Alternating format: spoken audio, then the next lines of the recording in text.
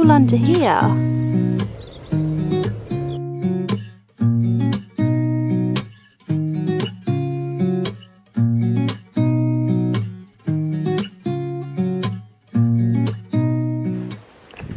Good morning everyone, welcome back to my allotment diaries. My name is Emma, these are my allotment diaries, and I've come to the allotment plot dressed as Legolas today.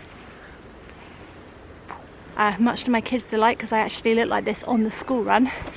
But it's fine, it's fine. Basically, these are a few new bamboo canes, just for supporting some of my crops that I'm going to be planting out today. So that's quite exciting. I didn't come to my allotment over the bank holiday weekend just because I didn't. Basically, it was really nice weather. I was home with the kids. It was the coronation weekend and we just didn't get a chance to come down here, even though I had planned it, but we didn't get here. Unfortunately, a lot of stuff seems to have been eaten. I was just walking through, I've just noticed it's really hot today. God, it's lovely. I didn't know it'd be this warm. Yeah, unfortunately, as I was walking through, a lot of stuff has been eaten and I'm really, really gutted about it. So I'm going to show you what's been eaten. I think the thing that I'm most gutted about and I'm most angry with the blooming slugs and snails for, and I'm sure it's slugs over snails, is my parsnips and my carrots, guys. No! The little buggers have been down this row and they've eaten, like, decapitated loads of them. It's so annoying because like this whole row was absolutely full of parsnips and now I've just got a few dotted in between, which I'm just gutted about. And then my row of carrots, I mean, forget it. There's a few growing that obviously were too small for them, but all the ones that got bigger, gone. Just gone. I mean, I'd be lying if I said I wasn't absolutely gutted. The thing is, right, every year I start really optimistic that everything's going to grow and I'm going to somehow be able to deter the slugs and snails, and every year they get to stuff and it's so annoying because they have been growing since February only to be eaten by slugs. I mean, that wasn't the plan, you know? And then obviously, oh my god, they're literally in here. Look, the enemy is literally in here. You guys have just destroyed everything. I hate you. I'm sorry, but I do. I just hate you. Why did you do it? Why? Literally caught them in the act. So these are my courgettes, as you can see. This one's been completely eaten. I don't know if he might come back. Who knows? That one's completely gone. Despite all of this protection from the birds and all of these natural slug pellets, just didn't matter. I think what they were doing was climbing up the side of the net and then like lowering it down onto the plant. I feel like the more protection you put in sometimes, the more ingenious slugs and snails get, you know? They just think outside the box. Very clever species. Really annoying. And then over here, my giant pumpkins that I put out, gone. Gone, just eaten. It's the whole bleeding thing just eaten. Look at that. Oh, so gutted. And then that one over there is just completely gone. I'm gutted. I'm absolutely devastated about that. It's so annoying. I mean, it's not too late to sow more, but then if I couldn't protect them using all of that, then I don't think I've got much hope for protecting them. Do you know what I mean? It's so exhausting having everything eaten like that, and I know it's just nature doing its thing and stuff, but my god, the frustration. I feel genuinely devastated, and I haven't even checked on these brassicas, and I really, really hope they haven't got to these. I really do, and it looks like they haven't. Oh, thank goodness. Oh, thank goodness, guys. Thank goodness for you. I was about to have a mental breakdown. I've just found them all underneath this board. They're all under here. Oh my goodness. Hundreds of them. Just gonna take, oh my gosh, that was the seat, that was the seat. I'm just gonna take a moment here to be absolutely gutted. I'm not gonna cry, I'm not gonna cry. Oh no, but seriously, the amount of times that I've cried over losing crops like that, because I become so emotionally invested in my little crops, and I also feel really anxious now that nothing's going to grow. Do you get that as well? So if anything gets, like, the courgettes have now been completely eaten and the big pumpkins, so I'm gonna have to re-sow them all, but I feel really like scared to put anything else out now because I'm like, it's gonna get eaten. Luckily, I think I've got some more. I've got more parsnip seeds, so we're going to whack in some more parsnips. I'm not sure if I've got any carrot seeds here with me, but we're going to whack in more parsnips because I really wanted parsnips. I was really happy that they were growing. Oh my god! And I've just found a pack of carrot seeds, so we're going to re-sow all that and pretend that didn't happen.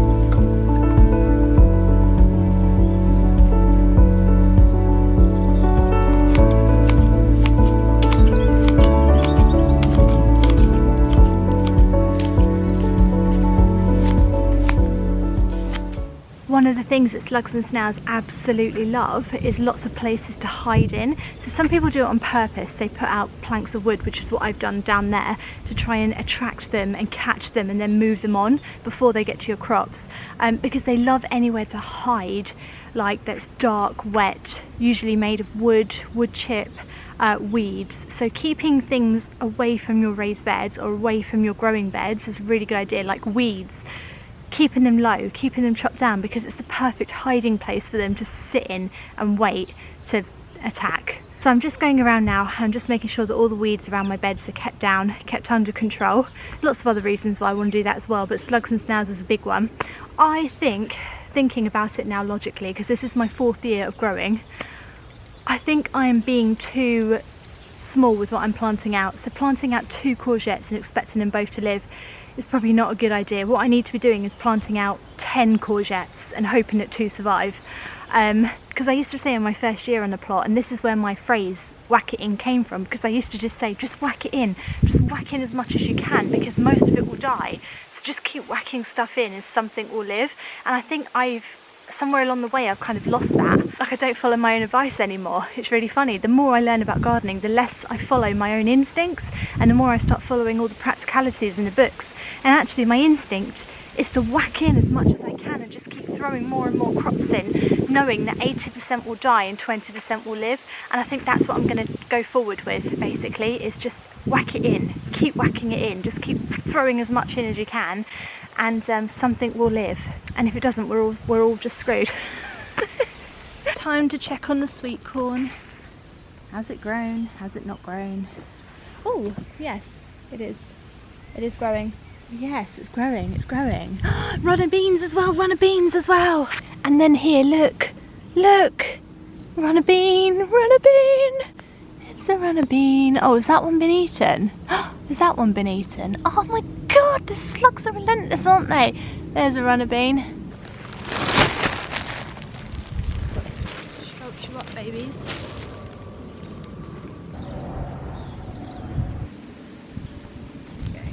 Tell you what, I've never been more tempted to buy killer slug pellets than I have this year so far. I just want to kill them all. I know it's not their fault and I know I can't blame them, but my God, I want to kill them so much. I think I'll cover these back up just until the rest of them germinate, just in case we get some colder weather.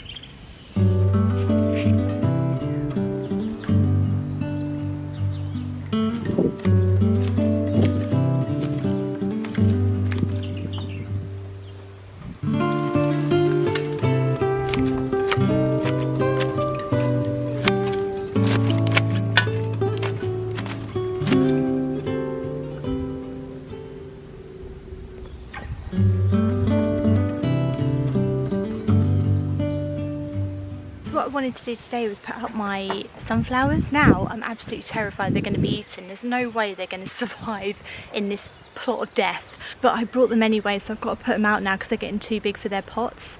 So I've got 4 sunflowers and they're really giant ones. I mean, they're supposed to be giant ones. I don't think they'll get giant. I don't think they'll get a chance to live, but there they are. So I'm going to put 2 in this bed here, which is going to be my pumpkin bed, and then I'm going to put 2 somewhere else. But where else?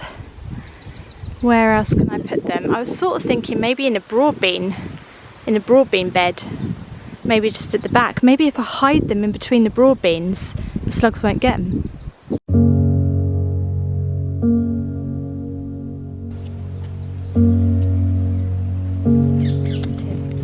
It might live. It might live. Probably not going to live.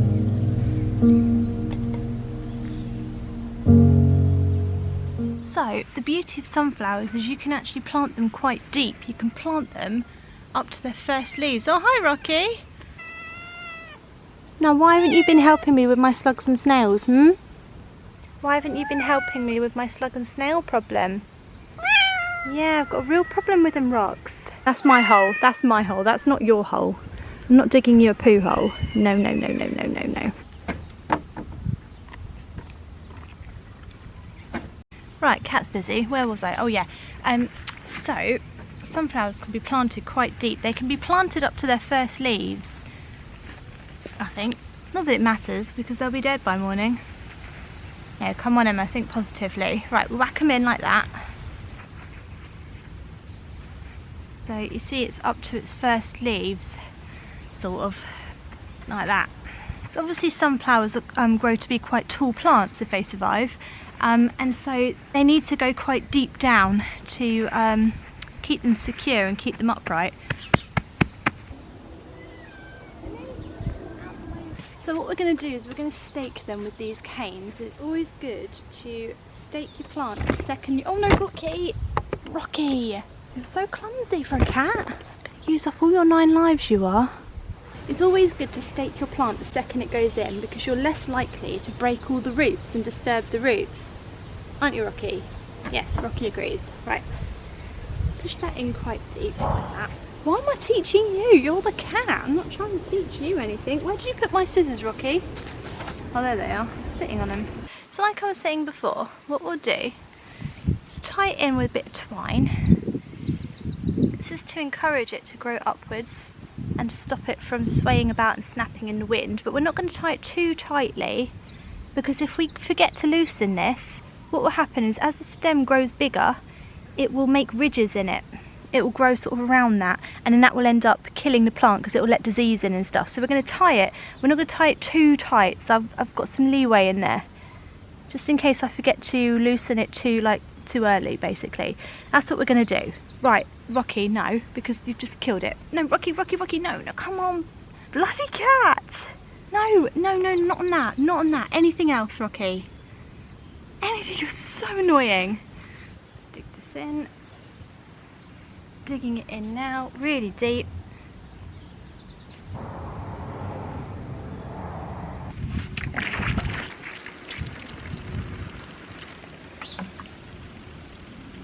And then we'll just stretch him up and hope for the best. That's all we've really got. Now sunflowers do tend to sulk, and what I mean by sulk is they look dead.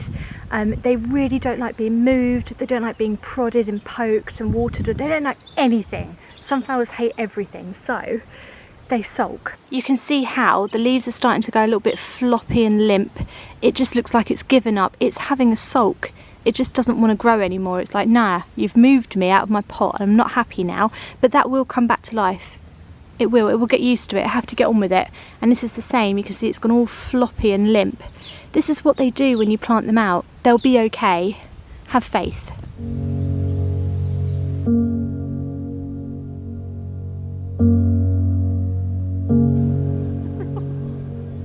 Please, Rocky.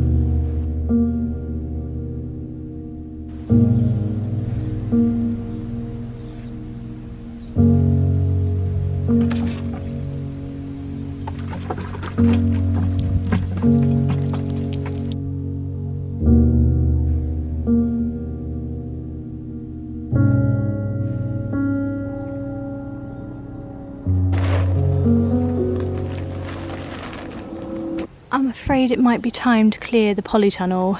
It's getting a little bit overgrown in here, and I do have my tomatoes almost ready to go out, so it might be time just to start clearing it a bit. Well look, you can actually see that's the radish at the end. That's the radish at the end, just there. That's what I should have eaten, but I didn't, and then that happened. Look at that one. It's massive. Blimey. Why didn't I eat these? Such a beautiful colour.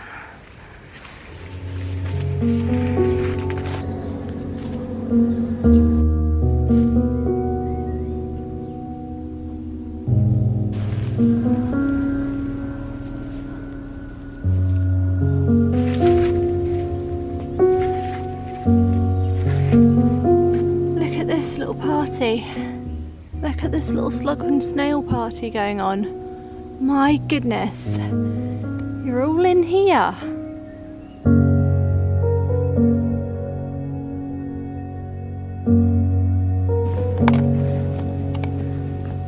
Do you know, if you had someone that you really disliked on an allotment plot, you could just go to their plot and just literally bomb it with snails.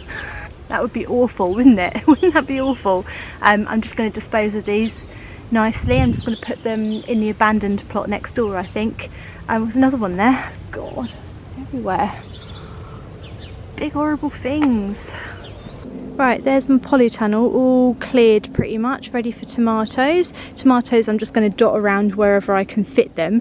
I've also got cucumber, and also, very excitingly, brought some melon seeds from B&Q yesterday. So I'm going to sow some melons. I doubt they'll work. I don't know. I've never even attempted a melon, so I'm going to try growing a melon this year. Why not? Let's do something new. Everything in here though that I've left looks pretty good. Yeah, my kohlrabi is doing really well. I'm really excited about this. I've never seen this before in the flesh, and yeah, really excited to try that and try some recipes with them too, if they survive a bit longer. Please, fingers crossed.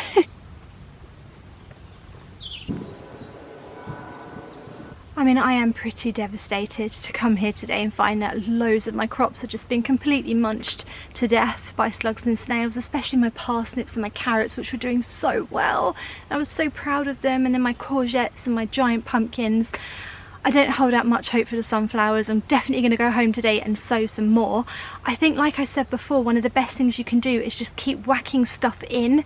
And keep re-sowing stuff. So succession sowing, to put it very simply, is once you've sown something, in a few weeks time sow it again, just so that you have a continuous crop. But in terms of like having an allotment plot, I would say succession sowing is more about continually having more things growing to replace things that have been eaten or died. Because honestly, if you don't do that, you're not going to have very much growing at all on your allotment, because it is just a fact of life that, you know, this is 20 minutes from my house. I can't be here all the time every day. I can't come down here multiple times a day. It's not like it's my back garden. So to combat that, I'm just going to have to grow 10 times everything that I want. So if I want 1 radish, I'm going to have to sow 1 million. If I want 1 row of carrots, I'm going to have to put in 12 rows of carrots, you know. I think that's the only way really to get around it, and that's what I did in my first year here. I just kept whacking stuff in. That's where the phrase came from, whack it in. Hope you enjoyed my little vlog today. If you did, do subscribe to my YouTube channel. I'll be back again on Friday. Have a lovely rest of your gardening week. See you later, guys. Bye.